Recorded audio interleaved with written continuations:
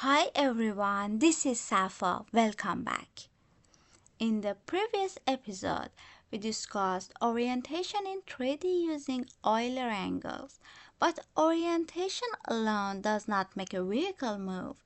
Motion underwater is governed by forces. So, in this episode, we move from kinematics to dynamics. We will analyze the main forces acting on an AUV and build a simple vertical motion model in MATLAB.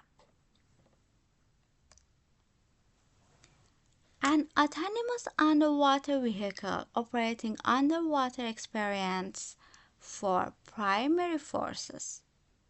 First, gravity, which pulls the vehicle downward. Second, buoyancy, which pushes it upward due to displaced water. Third, hydrodynamic drag, which resists motion. And finally, thrust, generated by the propeller. The balance between gravity and buoyancy determines whether the vehicle sinks, floats, or remains neutrally buoyant. To simplify the analysis, we focus only on vertical motion. According to Newton's second law, mass times acceleration equal the sum of forces. Buoyancy acts upward, gravity acts downward, drag always opposes velocity, and thrust provide additional control force. Okay, notice that drag depends on velocity squared, which makes the system nonlinear.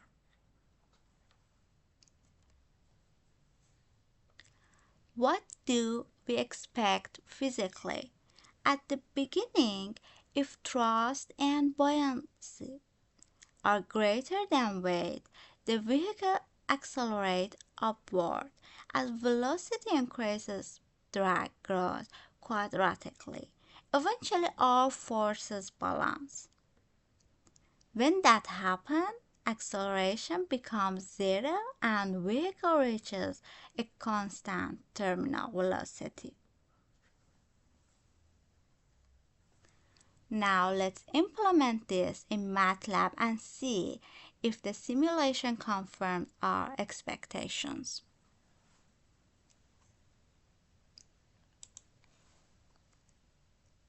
Okay, here first, section 1, we define the physical parameters. Mass, you can see here, M. Mass of the vehicle is 50 kilograms. Gravity here is 9.81 meters per second squared.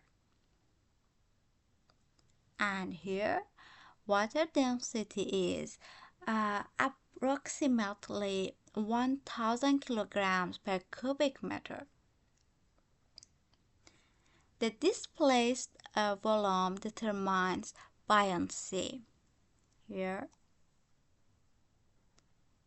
the drag coefficient and reference area define hydrodynamic resistance. And finally, we apply constant thrust force. Okay, section 2. Here you can see weight is simply mass times gravity. Buoyancy comes from Archimedes' principle. Density times displaced volume times gravity. If buoyancy equals weight, the vehicle is neutrally buoyant. And section 3 here,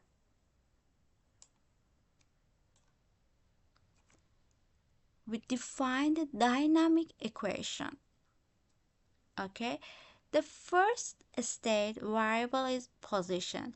The second is velocity. Acceleration equals the net force divided by mass. Notice the drag term velocity multiplied by the absolute value. This ensures drag always opposes motion. And section 4. Here you can see we simulate the system for 20 seconds using ODE45, which is numerical solver for differential equation. And section 5, plot results. Okay, now let's run the simulation.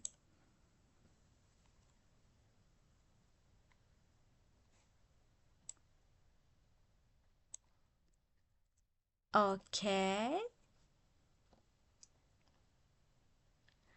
the velocity increases at the beginning because the net force is positive. As velocity grows, drag increases quadratically. Eventually, drag balances the other force and acceleration becomes zero. This is why the velocity is stabilized at the constant value, the terminal velocity. And once velocity becomes constant, position increases almost linear over time. This is exactly what we expect from basic physics. Okay, this is simple model demonstrates the fundamental physics of underwater motion.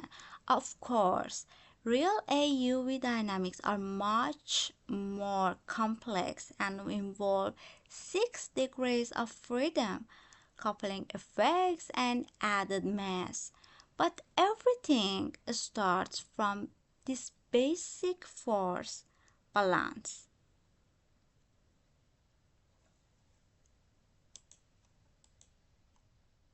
In the next episode, we will move one step closer to a full dynamic model. Thanks for watching.